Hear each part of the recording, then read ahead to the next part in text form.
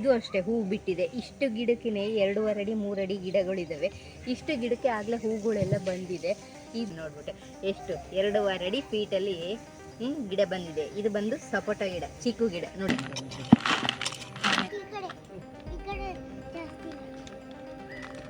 ಮಕ್ಕಳ ಕೈಯಲ್ಲಿ ಗಿಡ ನೆಡ್ಸೋದ್ರಿಂದ ತುಂಬ ಚೆನ್ನಾಗಿ ಗಿಡ ಬರುತ್ತೆ.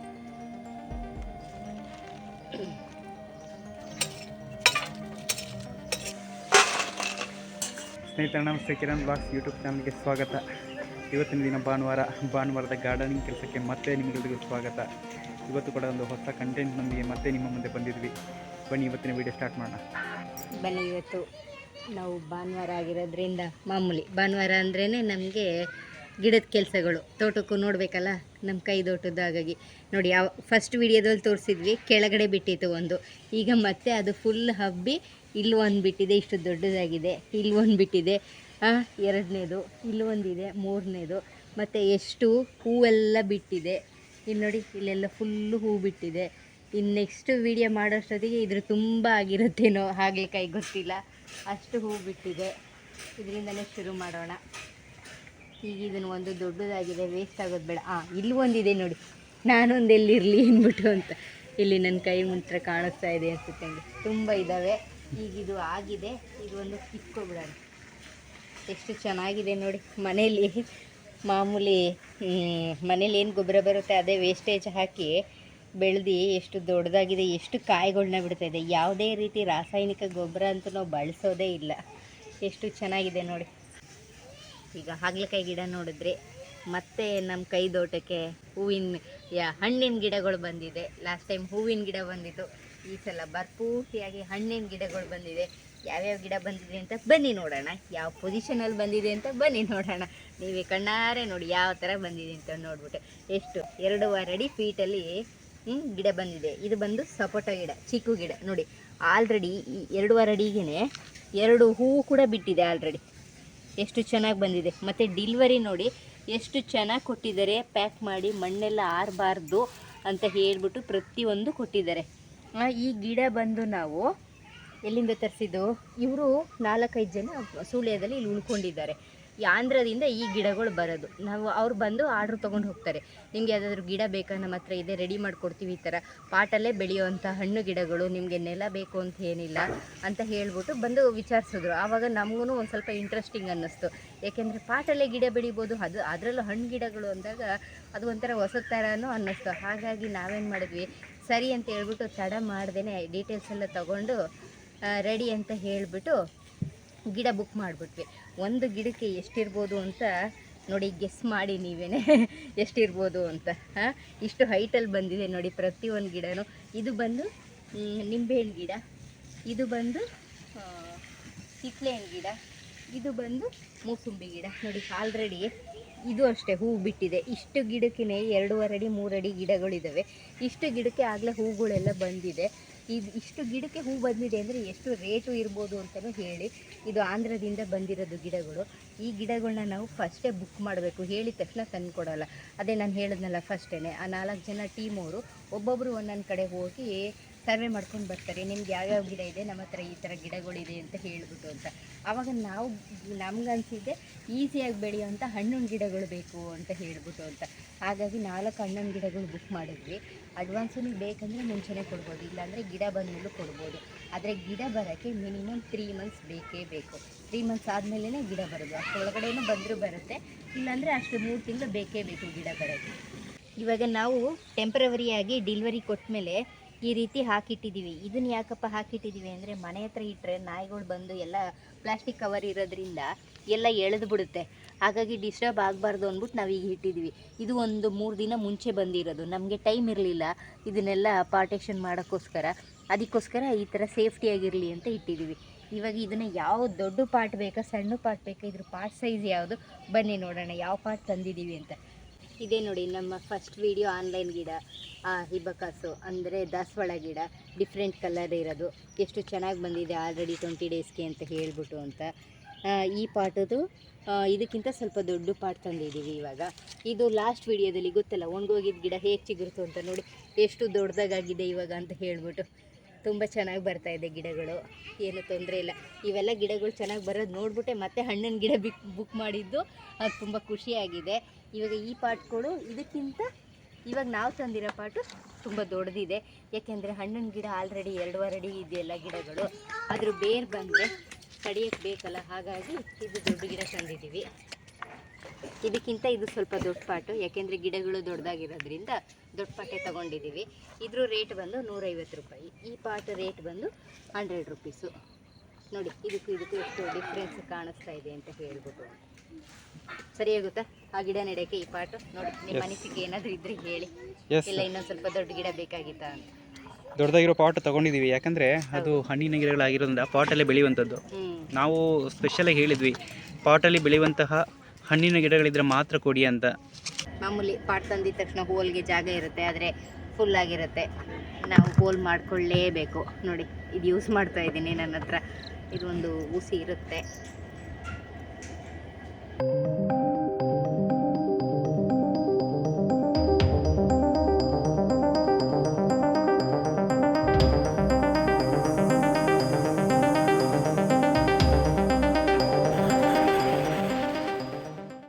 ಮಣ್ಣೆಲ್ಲ ತಂದು ಇಟ್ಟಿದ್ದೀವಿ ಪಾಟಲ್ಲಿ. ಈಗ ಇದಕ್ಕೆ ನೆಡೋಕ್ಕಾಗಲ್ಲ, ಇದಕ್ಕೆ ಪಾಟ್ನಿಂಗಿಗೆ ಬೇರೆ ರೀತಿ ಇದೆ, ಅದನ್ನು ತೋರಿಸ್ತೀನಿ ಬನ್ನಿ. ಈಗ ಫಸ್ಟು ಮಣ್ಣನ್ನು ಹೊರಗಡೆ ಸುತ್ಕೊಳ್ಳೋಣ.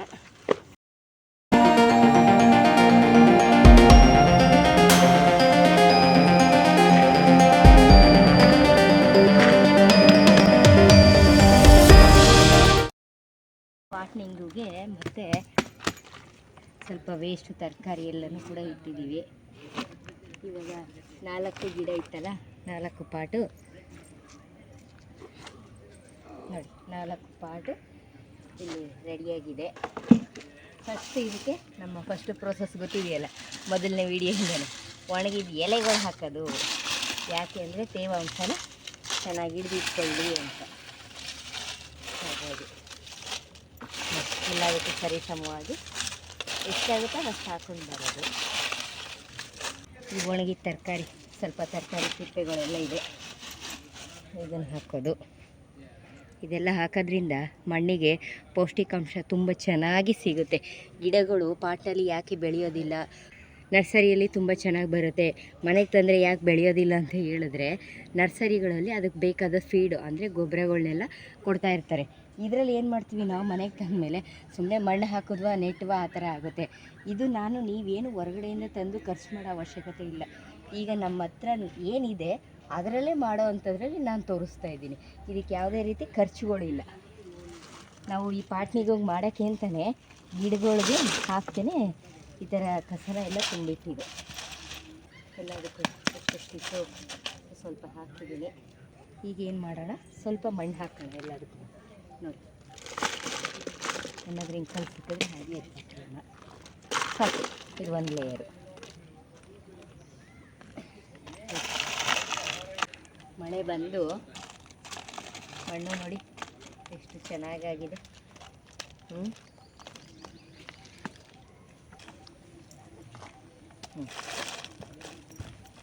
ಈಗ 4 ಪಾಟು ರೆಡಿ ಆಯಿತು. ಇದನ್ನು ಸೈಡ್ಗೆ ಇಟ್ಕೊಳ್ಳೋಣ. ಪಾಟ್ಗಳೆಲ್ಲ ರೆಡಿ ಮಾಡಿ ಇಟ್ಕೊಂಡಿದ್ದೀವಿ. ಈಗ ಗಿಡಗಳನ್ನೆಲ್ಲ ಪ್ಯಾಕಿಂಗ್ ಓಪನ್ ಮಾಡ್ಕೊಳ್ಳೋಣ. ನೋಡಿ ಎಷ್ಟು ಚೆನ್ನಾಗಿ ಕಳಿಸಿದ್ದಾರೆ ಅಂತ ನೋಡಿಕೊಂಡು ಮಾಡಬೇಕು. ನಾವು ಅಷ್ಟೇ ಜೋಪಾನವಾಗಿ, ಇಲ್ಲಾಂದರೆ ಭಾಳ ಕಷ್ಟ ಆಗುತ್ತೆ. ಇದು ಪ್ಲಾಸ್ಟಿಕ್ ಹರಿದು ಬಿಡೋಣ ಕತ್ರಿ ಸಹಾಯದಿಂದ. ಫಸ್ಟು ನೋಡಿ ಈ ಬುಡ ಹಿಡ್ಕೊಂಡು ಈ ಥರ ಇದನ್ನು ತೆಗಿಬೇಕು.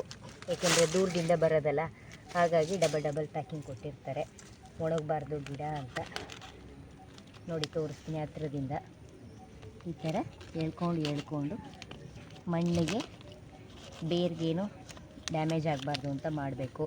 ಇದರಲ್ಲಿ ತಾಯಿ ಬೇರು ಅಂತಿರುತ್ತೆ ಮೊದಲನೇದು, ಅದಕ್ಕೆ ಯಾವುದೇ ಕಾರಣಕ್ಕೂ ಡ್ಯಾಮೇಜ್ ಆಗಬಾರ್ದು. ಇನ್ನು ಬೇರೆ ಏನು ಕಟ್ಟಾದ್ರೂ ಅದು ಮತ್ತೆ ನೆಕ್ಸ್ಟ್ ಬಂದುಬಿಡುತ್ತೆ. ನೋಡಿ ಹತ್ರದಿಂದ ತೋರಿಸ್ರಿ, ಹೀಗೆ ಕಟ್ ಮಾಡ್ಕೊಂಡು ಬರಬೇಕು. ನೋಡಿ ಸುತ್ತ ಯಾವ ಥರ ಇದೆ ಅಂತ. ಈಗ ತಗೊಂಡೋಗಿ ಇಡೋಣ. ಇದರಲ್ಲಿ ಮಣ್ಣು ಯಾವುದೇ ಕಾರಣಕ್ಕೂ ಸಡ್ಲ ಮಾಡಬಾರ್ದು, ಇದು ಹೀಗೆ ಗಟ್ಟಿಯಾಗಿ ಇಡಬೇಕು.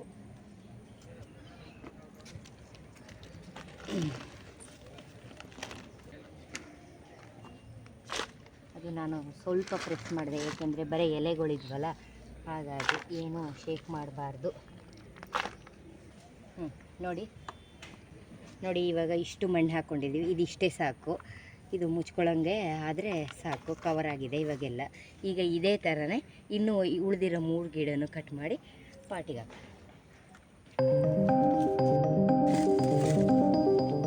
ಇದು ಒಂದು ಸಪೋಟ ಗಿಡ.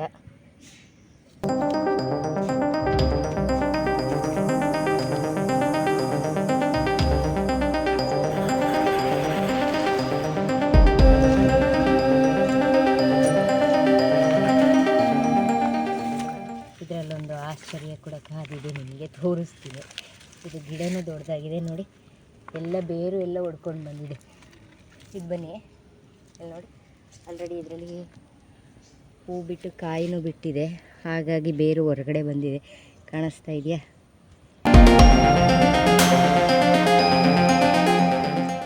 ಹಾಗಾಗಿ ನೋಡಿ, ಈ ಥರನೂ ಆಗಿರುತ್ತೆ.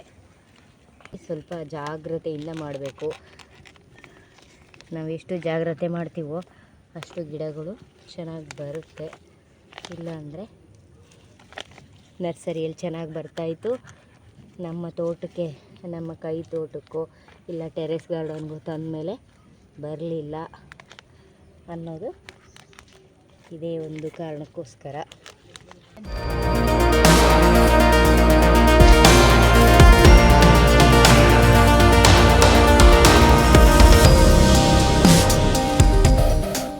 ಇದಕ್ಕೆ ಮಣ್ಣು ಹಾಕೋಣ. ಎಷ್ಟು ಹೈಟಿಗೆ ಮಣ್ಣು ಹಾಕ್ಬೇಕು ಅನ್ನೋದು ತೋರಿಸು. ಈ ಗಿಡ ಏನಿದೆ, ಈ ಮಣ್ಣು ಏನಿದೆ, ಇದು ಫಿಲ್ ಆಗೋವರೆಗೂ ಮಣ್ಣು ಹಾಕಿದ್ರೆ ಸಾಕು ನಮಗೆ. ಇವಾಗ ಸದ್ಯಕ್ಕೆ ಫಸ್ಟ್ ಸ್ಟೇಜಲ್ಲಿ ಗಿಡ ಇದಕ್ಕೆ ಪಾಟ್ನೆಕ್ ಮಾಡುವಾಗ ಹೀಗೆ ನಾವು ಯಾವುದೇ ಗಿಡ ಆಗಲಿ, ಇದು ಸ್ವಲ್ಪ ಹೈಟ್ ಇರೋದ್ರಿಂದ ಇಷ್ಟಕ್ಕೆ, ಸಣ್ಣ ಗಿಡ ಆದರೆ ಎಷ್ಟಿರುತ್ತೆ ಅಷ್ಟಕ್ಕೆ ಮಾತ್ರ ಆ ಮಣ್ಣು ಮುಚ್ಚೋಷ್ಟು ಮಾತ್ರ ನಾವು ಮಣ್ಣು ಹಾಕಬೇಕು.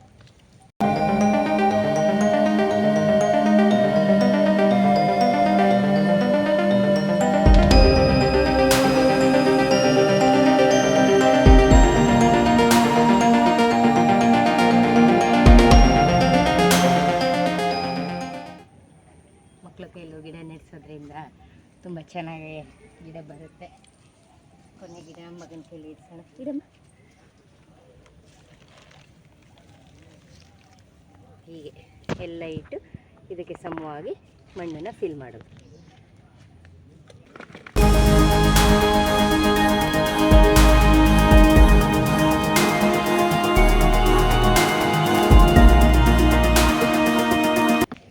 ನೋಡಿ, 4 ಗಿಡನೂ ಪ್ಲ್ಯಾಂಟೇಷನ್ ಆಯಿತು. ಇಷ್ಟಿಷ್ಟೇ ಮಣ್ಣು ಹಾಕೋಣ ಈಗ ಸದ್ಯಕ್ಕೆ.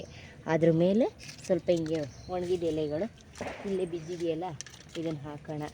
ಇದನ್ನು ಹಾಕೋದ್ರಿಂದ ಏನಾಗುತ್ತೆ ಅಂತ ಹೇಳಿದ್ರೆ, ಬೇರು ಸ್ವಲ್ಪ ಬರೋವರೆಗೂ ನೀರಿನ ಅಂಶಕ್ಕೆ ಮಣ್ಣು ಗಟ್ಟಿಯಾಗಲ್ಲ, ಸ್ವಲ್ಪ ನೀರಿನ ಅಂಶ ತೇವಾಂಶ ಇರುತ್ತೆ.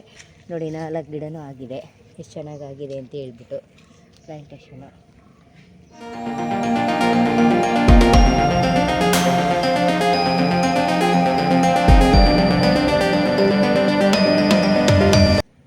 ಇದು ಗೊತ್ತಲ್ಲ ನಿಮಗೆ ಯಾವುದು ಅಂತ.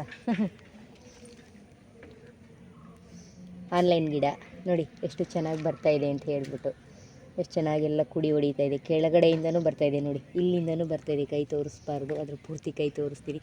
ಇಲ್ಲಿ ನೋಡಿ, ಇಲ್ಲಿ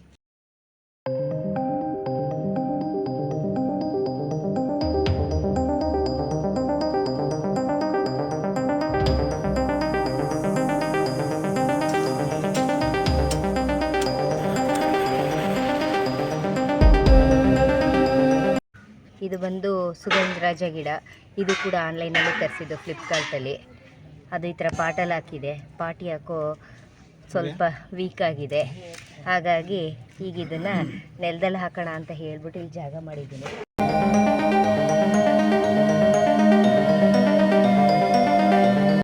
ಈಗ ಇಲ್ಲಿ ಮಣ್ಣೆಲ್ಲ ಸ್ವಲ್ಪ ಕೆತ್ಬಿಟ್ಟು ಲೂಸ್ ಮಾಡ್ಕೊಂಡಿದ್ದೀನಿ. ಈಗ ಇದನ್ನು ನಿಧಾನ ಕೊಡ್ಬಿಟ್ಟು ಅದನ್ನು ಹಂಗೆ ಕೂಡಿಸ್ಬಿಡ್ಬೇಕು. ನೋಡಿ, ಇವಾಗ ನಿಧಾನಕ್ಕೆ ರೆಡಿ ಮಾಡ್ಕೊಂಡಿದ್ದೀನಿ.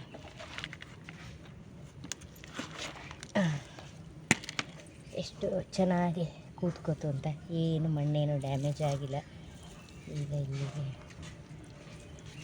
ಸ್ವಲ್ಪ ಮಣ್ಣೆಲ್ಲ ಒತ್ತಿಸ್ಬಿಟ್ಟು ಎಲ್ಲ ಮಾಡಿದ್ರೆ ಕಲ್ಲೆಲ್ಲ ಎತ್ತಾಕಲ್ಲ. ಇದಕ್ಕೆ ಇನ್ನೊಂದು ಸ್ವಲ್ಪ ಮಣ್ಣು ತಂದು ಹಾಕಬೇಕು. ಹಾಕ್ತೀನಿ ಈಗ.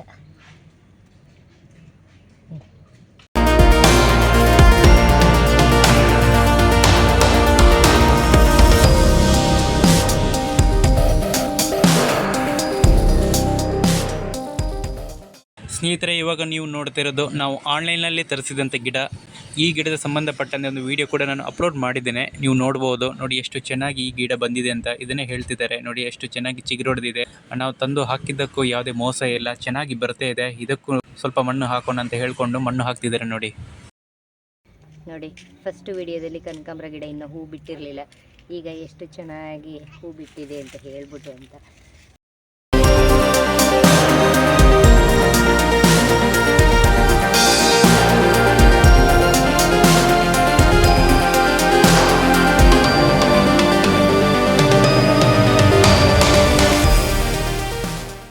ಬನ್ನಿ ಸ್ನೇಹಿತರೆ, ಭಾನುವಾರದ ದಿವಸದ ಗಾರ್ಡನಿಂಗ್ ಕೆಲಸ ಎಲ್ಲ ಮುಗಿಯಿತು. ಈಗ ಸ್ವಲ್ಪ ಫ್ರೆಶಪ್ ಆಗಬೇಕು, ಒಂದು ಟೀ ಕುಡಿಬೇಕು. ಕೆಲಸ ಎಲ್ಲ ಮುಗಿಸ್ಕೊಂಡು ನನ್ನ ಮಿಸ್ಸಸ್ ಅಡುಗೆ ಮನೆಯಲ್ಲಿ ಬಾಳೆಕಾಯಿ ಚಿಪ್ಸ್ ಮಾಡ್ತಿದ್ದಾರೆ. ಬನ್ನಿ ಟೀ ಜೊತೆ ಬಾಳೆಕಾಯಿ ಚಿಪ್ಸ್ ಸವಿಯೋಣ. ಸ್ನೇಹಿತರೆ, ಗಿಡ ತರಿಸಿ ಆಯಿತು. ಸೊ ಅದನ್ನು ಪಾಟ್ನಿಂಗ್ ಮಾಡಿ ಆಯಿತು. ಆಮೇಲೆ ಚಿಕ್ಕ ಪುಟ್ಟ ಕೆಲಸ ಕಾರ್ಯಗಳೆಲ್ಲ ಮುಗಿಸಿವಿ. ನಮ್ಮ ಗಾರ್ಡನಲ್ಲಿ ಏನೇನಿದೆಯೋ ಸ್ವಲ್ಪ ಮಣ್ಣು ಹಾಕೋದು, ಆಮೇಲೆ ಮಣ್ಣು ಲೂಸ್ ಮಾಡೋದು, ಇನ್ನು ಕೆಲವು ಗಿಡಗಳಿಗೆ ನೀರು ಹಾಕೋದು, ಈ ಥರ ಎಲ್ಲ ಕೆಲಸಗಳಿತ್ತು. ಅದನ್ನೆಲ್ಲ ಮುಗಿಸ್ಕೊಂಡು ಬಂದೆ. ಅಷ್ಟೊತ್ತಿಗಾಗಲೇ ನನ್ನ ಮಿಸ್ಸಸ್ಸು ಇಲ್ಲಿ ಒಳಗಡೆ ಬಂದುಬಿಟ್ಟು ಟೀ ಮತ್ತು ಬಾಳೆಕಾಯಿ ಚಿಪ್ಸ್ ಮಾಡ್ತಿದ್ದಳು. ಫೈನಲ್ ಆಗಿ ಎಲ್ಲ ಬಂದು ಕೂತಿದ್ದೀವಿ, ಎಲ್ಲ ರೆಡಿಯಾಗಿದೆ. ಸೊ ಏನು ಹೇಳೋಕ್ಕೆ ಇಷ್ಟಪಡ್ತಿದ್ದೀವಿ? ಕೆಲಸ ಮಾಡಿ ಸುಸ್ತಾದ್ಮೇಲೆ ಏನಾದರೂ ತಿನ್ನೋಕ್ಕೆ ಕುಡಿಯೋಕ್ಕೆ ಬೇಕಲ್ಲ, ಅದಕ್ಕೆ ಅವರು ಬರೋ ಅಷ್ಟೊತ್ತಿಗೆ ನಾನು ಆ ಗ್ಯಾಪಲ್ಲಿ ಬಂದು ಬೇಗ 5 ನಿಮಿಷಕ್ಕೆ ಏನು ರೆಡಿ ಆಗುತ್ತೆ ಅದೊಂದು ಸ್ನ್ಯಾಕ್ಸು ಮತ್ತು ನಮ್ಮಿಬ್ಬರು ಟೀ, ಮಗನಿಗೆ ಹಾಲು ರೆಡಿ ಮಾಡಿ ಕಾಯ್ಕೊಂಡು ಕೂತಿದ್ದೀನಿ. ಈಗ ಟೀ ಕುಡಿಬೇಕಷ್ಟೇ. ಕೆಲಸ ಮಾಡಿ ಸುಸ್ತಾಗಿರೋದಕ್ಕೋಸ್ಕರ ನಾನು ಟೀ ಕುಡಿದ್ಬಿಟ್ರೆ ಸಂಜೆ ಫುಲ್ಲು ಕಂಪ್ಲೀಟು ರಿಲ್ಯಾಕ್ಸ್ ಆಗುತ್ತೆ ಮೈಂಡ್ ಕೂಡ. ಓಕೆ, ಇದು ಇವತ್ತಿನ ನಮ್ಮದು ಗಾರ್ಡನಿಂಗ್ ಕೆಲಸಗಳು. ಓಕೆ, ನೆಕ್ಸ್ಟ್ ಇನ್ನೊಂದು ದಿನ ಇನ್ನೊಂದು ವಿಡಿಯೋ ಜೊತೆ ನಿಮ್ಮ ಮುಂದೆ ಬರ್ತೀನಿ. ಈ ವಿಡಿಯೋ ಹೇಗೆ ಅನಿಸ್ತಂತ ಅನ್ನೋದನ್ನು ನೀವು ಕಮೆಂಟ್ ಮಾಡಿ. ಓಕೆ, ಈ ವಿಡಿಯೋನ ಇಲ್ಲಿಗೆ ಎಂಡ್ ಮಾಡ್ತಿದ್ದೀವಿ. Thank you so much. Subscribe.